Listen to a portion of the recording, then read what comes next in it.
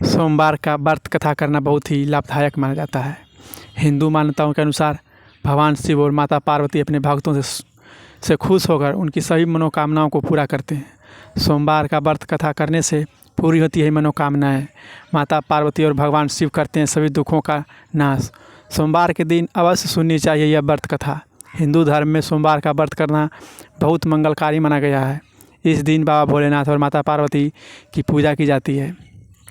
हिंदी शास्त्रों में सोमवार के व्रत के बहुत सारे व्याख्यान मिलते हैं। इस दिन सुबह जल्दी उठकर और नित्य क्रिया से निवृत्त होकर शिव जी को जल चढ़ाया जाता है। जल चढ़ाने के साथ साथ उन्हें बेलपत्र भी चढ़ाया जाता है। ऐसा कहा जाता है कि शिव जी को बेलपत्र बहुत ही प्रिय है। शिव और गौरी की पूजा करने के बाद व्रत कथा सुनना जरूरी है। पंडित यह बताते हैं कि सोमवार का व्रत 3 पहर तक चलता है, यानी सोमवार के व्रत को संध्या तक रखा जाता है।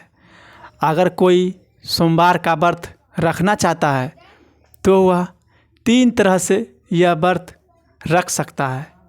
प्रति सोमवार व्रत, सौम्य प्रदोष व्रत और 16 सोमवारी का व्रत। सोमवार व्रत के 3 प्रकार हैं। भले ही यह व्रत 3 प्रकार के हैं, लेकिन इनकी पूजा विधि एक ही है। कोई भी पर्व बिना कथा सुनने पूरा नहीं माना जाता है। इसलिए इस दिन पूजा करने के बाद यह व्रत कथा जरूर सुनिए। बहुत समय पहले एक गांव में एक बहुत ही धनवान साहूकार रहता था। साहूकार और अपने पत्नी के जीवन में किसी भी चीज़ की कमी नहीं थी, लेकिन वह दोनों हमेशा एक समस्या को लेकर चिंता में रहते थे।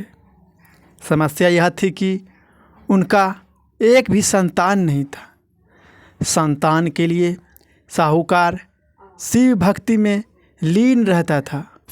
वह प्रत्येक सोमवार व्रत रखता था और मंदिर जाकर शिव गौरी की पूजा श्रद्धा भाव से करता था। साहूकार के इस भक्ति में अंदाज को देखकर पार्वती माँ उससे अत्यधिक प्रसन्न हो गई।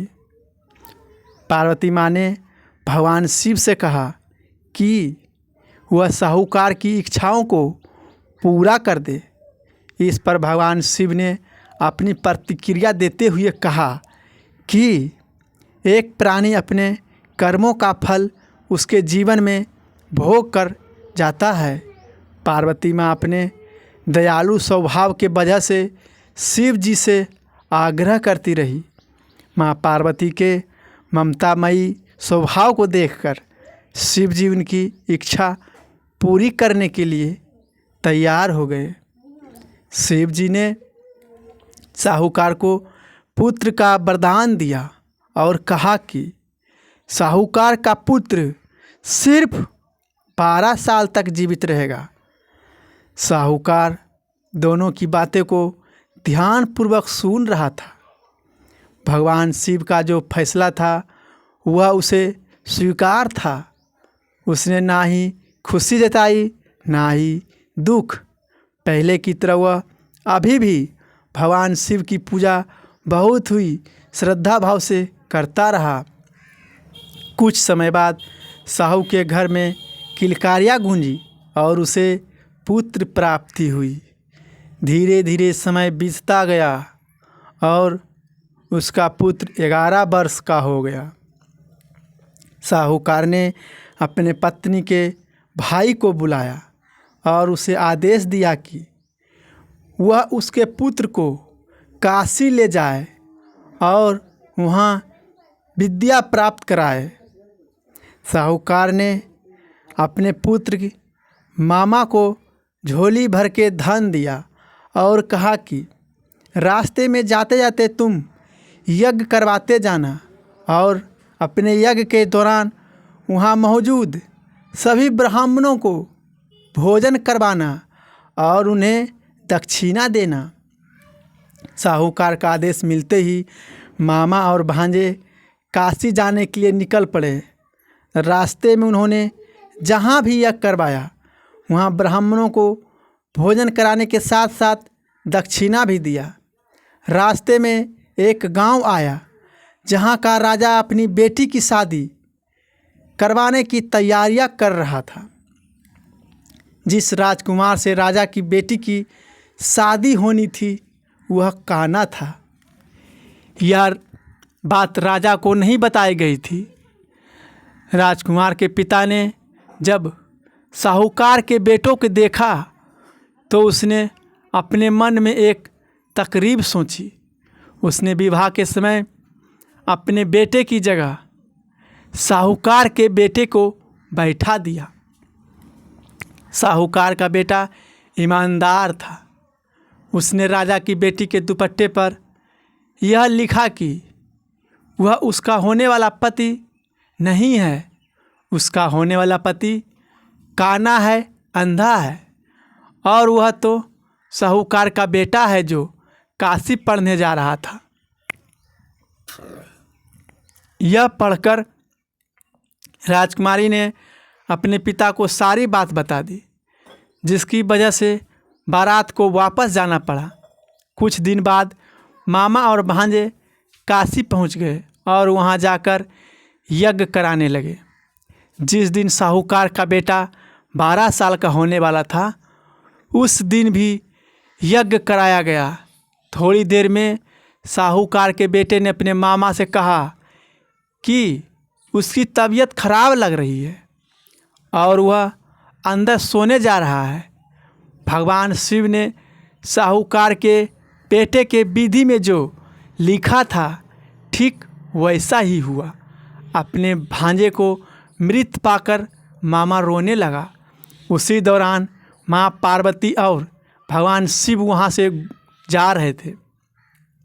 उसने रास्ते में माता पार्वती ने शिव जी से कहा कि यह इंसान बहुत कष्ट में दिख रहा है, आप इसके सभी कष्ट दूर कर दीजिए। भोलेनाथ ने की असीम कृपा पाने के लिए जरूर सुने उनकी ये कथा। जब भगवान शिव ने देखा कि यह वही बालक है तो उन्होंने कहा कि मेरे कहे अनुसार इस बालक ने अपने 12 बरस पूरे कर लिए हैं। माँ पार्वती ने ममता दिखाते हुए महादेव से बालक की आयु बढ़ाने के लिए आग्रह किया। माँ पार्वती की बात सुनकर भगवान शिव ने साहूकार के बेटे के जीवन को बदल दिया, बढ़ा दिया। काशी से अपनी शिक्षा पूरी करने के बाद मामा और भांजे वापस अपने गांव की ओर जाने लगे। रास्ते में वही गांव आया जहां उसकी शादी कराई गई थी। मामा और भांजे ने यज्ञ करवाया। उसी दौरान राजा को साहूकार का बेटा दिखा। राजा मामा और भांजे को अपने महल ले गया और वहाँ से उनके साथ अपनी बेटी को विदा कर दिया। साहूकार और उसकी पत्नी अपने बेटे को देखने के लिए भूखे प्यासे उसकी राह देख रहे थे। उन्होंने यह सोच रखा था कि अगर उनके अपने बेटे के मृत होने की खबर पता चली तो वह भी अपनी जान दे देंगे। जब उनको पता चला कि उनका बेटा सही सलामत है तो वह बहुत खुश हुए।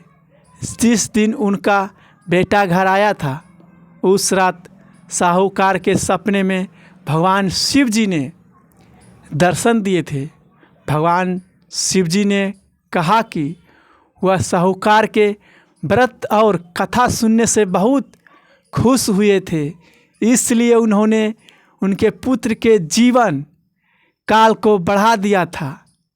इसलिए कहा जाता है कि सोमवार का व्रत करने से और पूजा के बाद कथा सुनने से भक्तों की सारी मनोकामनाएं पूरी होती हैं।